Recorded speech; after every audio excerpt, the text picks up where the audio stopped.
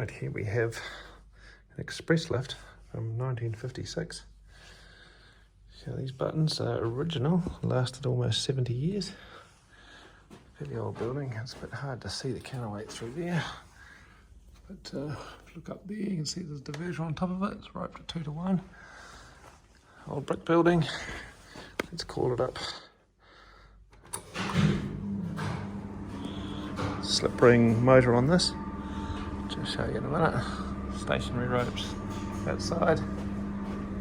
Moving ropes on this side. See the lift coming up soon. 2 diverters on top of it. See that or not? Bloody hard to see. There we go. Somebody's been playing with inductors. Call it up to this floor.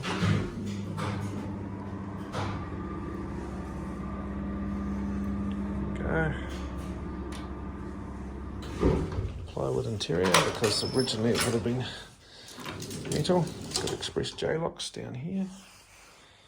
Called a J-lock for obvious reasons. Original panel.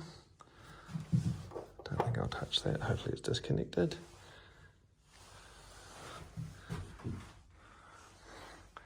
Steel car. As I say, it would have been a goods lift. Now the building's apartments. It's interesting that it's got the full service on the buttons here, so we can send that back down. There we go.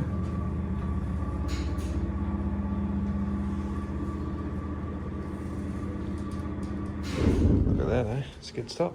So we go up to the machine room. Show you what a wooden brake looks like.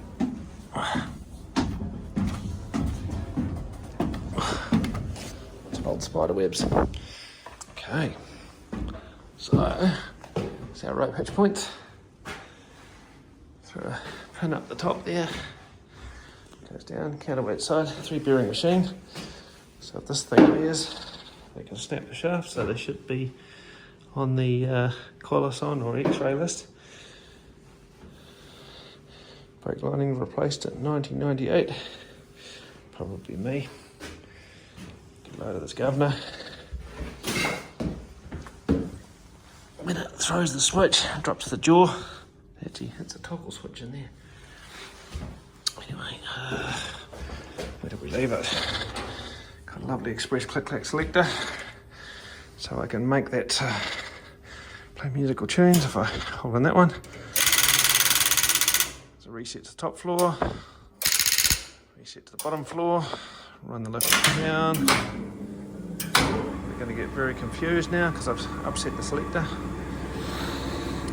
Standard express controller, 2 for down, 6 for up. So the governor running away there. The noise is, hang on, have to open that. Difficult because I'm holding the phone. The brush gear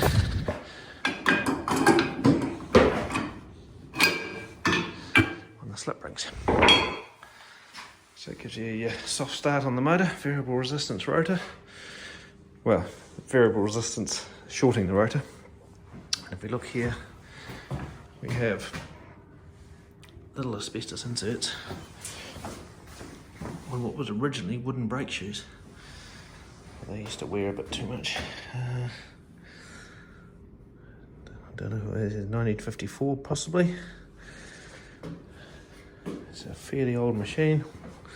What does it say on here?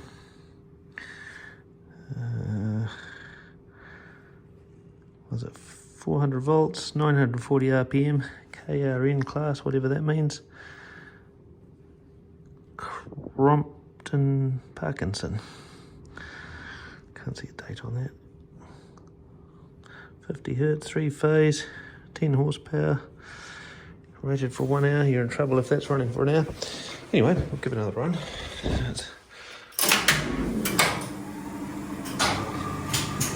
Rotor spinning around in there. This motor doesn't look like it's ever been apart, which is just fabulous considering its age. That's what we call an A+P Stevens brake there. It's got this dodgy death latch there that you can supposedly latch up so you can hand wind it on your own. But they should have all been naturally ground off because it's so freaking dangerous. The lift runs away and there's nothing you can do about it. An interesting brake to set up because unless you've got the spring tension right, the distance right and everything else, they just will not lift. So whoever calculated the windings and the magnetism on it got it just right. So basically, unless you set it correctly, it's not going to work, which is very smart when you consider how many people play with these things. Give it another run down. Nice soft start just by 2 timers. Rather weird hitching arrangement. Good slam stop. Another one of these machines that will go basically forever. It's only one of those governors I've ever seen like that. It's fairly slow speed, obviously. And we don't do these anymore, we do wedging, sequins and stuff like that. Yeah, there we got a label on the front here somewhere. There we go. It's a bit hard to read. Yeah, probably 56. Type 72, single speed. Non-collective control, but it doesn't need to be. And it's our two contactors that bridge out the starting resistors, which are in the back down there. You just see the terminals on them. Up, down and go. The old mercury tilt switch in the phase failure relay. And timed magnetic overloads with a hydraulic damper on them. Yeah, give another one.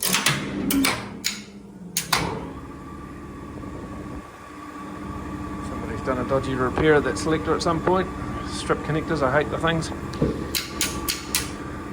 But, yeah, there's not too much more to it.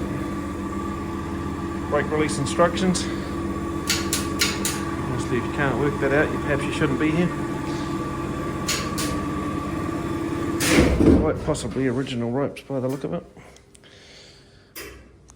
Lovely old machine. Probably go for another 70 years if the building lasts. All the old TRS wiring. There's your trap door to get up and down. We leave that open so nobody gets whacked on the head with it. The door's locked down below. Cool. So that's an express single speed with full functions on the landings. We might just go for a ride in the lift since we're getting out of here. Lights up. Have a look at the inside of the shaft doors. Call it back up. The ladder is rather precarious. You see the apartment conversion, the usual thing, just whack some jib walls up everywhere. Right, make sure we lock that. Call that sucker back up.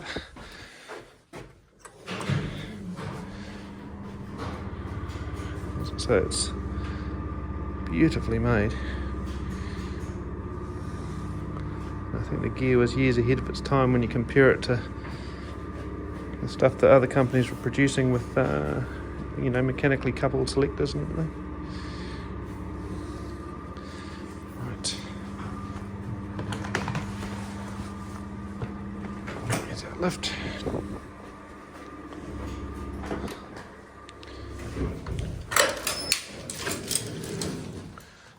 Right, mark the posters.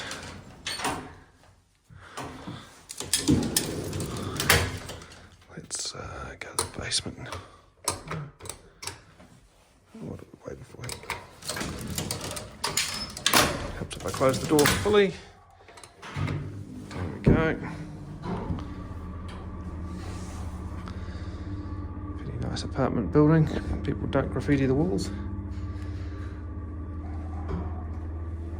Dog barking somewhere.